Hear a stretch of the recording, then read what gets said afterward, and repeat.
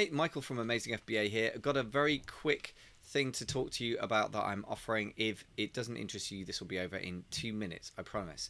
So basically, I am here to talk about the London Mastermind, which I just started running in September. We've had our first meeting. It was fantastically useful. So here are 7 reasons why you might consider joining it. If you're not a UK based, then you can just fast forward 2 minutes because this is not going to be relevant for you. I just want to be clear right now. If you're UK based, thanks for sticking with me. 7 reasons to join. Number 1, isolation's a dream killer, right? I don't think anybody should be just trying to go into business purely on their own, because they will get depressed and demotivated and quit. Why a physical meeting? Very simple. We all spend too much time online. It's isolating. It's bad for you. Again, you know, we are human creatures. We are social animals. We are evolved to meet other people physically. Why a mastermind then, not just a big meeting? Well, big meetings inspiring. Sometimes the content can be great, but it's not specific to you and your business. The mastermind has a 20-minute slot allocated to every single member as a minimum to spend focused entirely on brainstorming how to solve your business problems, not ones you had last month, not ones you're going to have 6 months down the line right now. And there is nothing more powerful than that. Other reasons you can't be open in a big group, let alone in a Facebook group. We have non-disclosure and non-compete agreements, so you're safe if you want to go into great detail about your product. Up to you, of course, but you can be safe to be open. There's follow through on you and your personal business and where you're at. And if you set goals, we are certainly going to be able to hold you accountable if that's something you want. It's up to you, but I advise you to do that. It's great for networking to go to a big meeting, but there's no way you can get to know somebody in depth. In a small meeting, you can really take the measure of somebody. And actually, I've recently, because I practice what I preach here, I've recently been in a member mastermind that I've been a member of, found a business partner. We've got to know each other and trust each other, and we've now gone into business, and it's going great. And I'm so glad that I met him, but there would be no way I could do that in a large anonymous group, let alone online. And lastly, on a large group, you get a lot of cheerful time wasters. This is vetted by application only, action takers only. So if that interests you, you want to find out more, go up to www.amazingfba.com/mastermind, and you can apply there. Just click on apply here links, or if you want to email me about it, michael@amazingfba.com. Good afternoon, Amazing FBAers, and today I'm going to take you back to school. Not really for very long. I just wanted to show you this, and excuse the traffic noise behind. This is a spontaneous one. There's a school here, a bit like Grange Hill. For those of you who, like me, remember back to the 80s, there's a famous school program, Grange Hill, and it's set in a tough inner London school, and you know, it was quite entertaining, but it was a little bit scary as well. And this school basically is a place that I used to work until about 6 months ago now, and I was just coming past it to drop my partner off to do some work down this area, and it just struck me, you know what, I haven't been in this place in order to work here for 6 months. And for those of you who've been following my journey for long enough, you can see here, I can't really go very close because I have a security guard, because it's that kind of school that needs a security guard on the gate, right? It tells you something about it in itself. So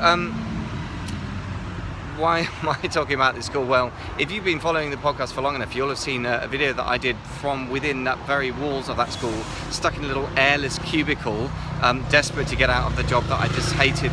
And Amazing FBA and Amazon and the whole online selling world have enabled me to escape from that. And as you'll see from looking around, if I showed you any more of this area, which I'm not sure that I want to do really, quite a lot of the area is quite nice, but the school itself, I was just working with people who didn't appreciate me, and for really quite a low fee, and it was just joyless work, and I've been able to get out of it. Now, for a lot of people who do Amazon FBA selling, that is a dream, that is a goal. I just want to point something else out, that it's now September 2016. I started working at that school in September 2014, and it wasn't really until you know, 6 months ago, so about a year and a half in, that I was able to leave. And that's after starting my Amazon business back. I sort of worked at it in really from about May 2014. I had an awful lot of things on, and it really took until December 2014, which is a shockingly long time, to get inventory in and to get launched. So why I'm saying this is because a lot of people want to leave their day job, and that's totally understandable, and that was one of my motivations as well. And I'm glad to say that to the extent that I want to, I have. I still do a bit of music work, but I work with people who want to work with me. I want to work with them, and they appreciate what I do, and I enjoy working with them. And if I don't like them, I just won't work with them. I have the luxury of that choice now. And if I don't think they have any talent or work ethic, I won't work with them. And by the way, the same is true for my work with Amazing FBA. If I have mentees apply or people apply for a mastermind, I don't think they are going to cut the mustard, or they're just not going to be enjoyable to work with, or they won't get enough from working with me to merit the money that I charge. I just don't work with them, and I have that choice. So it's not just about sitting on a beach in Bali or whatever you dream of, but I think sometimes it's about having a choice in life and about doing the things that you're passionate about, even on the journey to hopefully getting some good wealth behind you. But I just wanted to point out that although I have achieved that, it doesn't happen overnight. Some people seem to promise the fact that it's going to be quick and easy and risk-free, and I want to say again, no, these are not realities. However, I also want to say that if you work at it hard and you are prepared to take some calculated risk and you have a serious bit of capital behind you, then that can become a reality. Now, you know, I'm just trying to calculate how long it's taken me really from start to finish, from starting the business or wanting to start to be able to leave most of the work that you know, I've had as a day job, if you like, and all of the work that I dislike.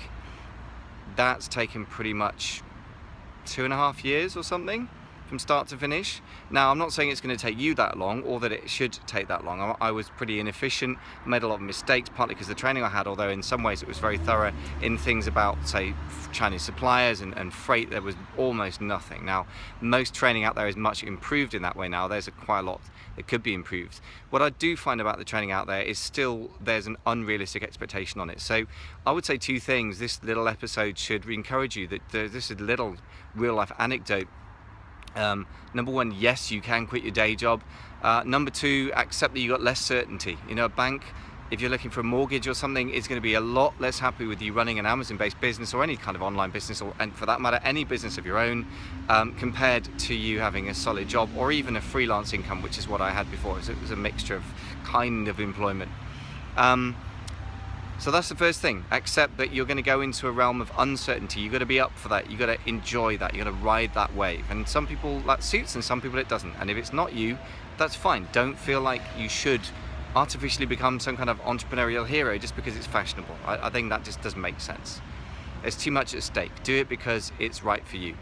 The other thing to say though is if you really do want to give up the day job and work as an entrepreneur, it can be done. Just allow plenty of time and plenty of capital. So I would say, ironically, don't give up the day job too early. One of the things I look for now when I'm working with a mentee is the fact that they are going to have a source of cash flow for quite a considerable time that is independent from Amazon. Why is that? Because it's an inventory-based business, and that means it's capital intensive, which is a fancy way of saying you need plenty of money to start it. Now, it doesn't mean that's the only way to make money online, and doesn't mean it's the only way to make money on Amazon. There's retail arbitrage, online arbitrage, and there's wholesaling. Those are methods that I have not myself used. I've focused on FBA myself and private labeling, and that is what I know about, and that's therefore what I train people in. I'm not going to try and teach what I can't do. But, whoops, it's falling off the pavement here.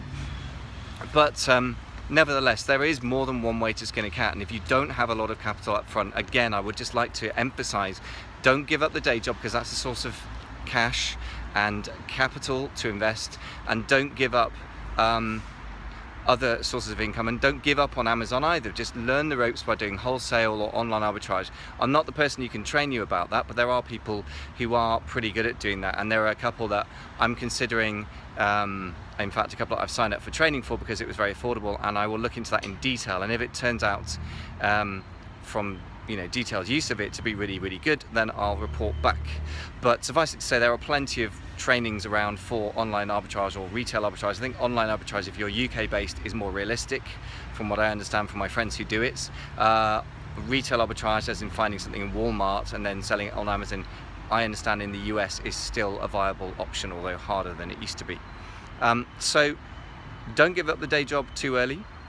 Don't give up on Amazon though if you don't have the capital. The solution is keep the day job, get your feet wet with retail arbitrage or whatever. If you do have enough capital, then get cracking, keep your other sources of income, build it in conjunction with the day job, and step away from the day job only when, number one, there's enough income and it's solid enough, and number two, if you're prepared to take risks. But if you are, then my friends, welcome to the world of being an internet entrepreneur.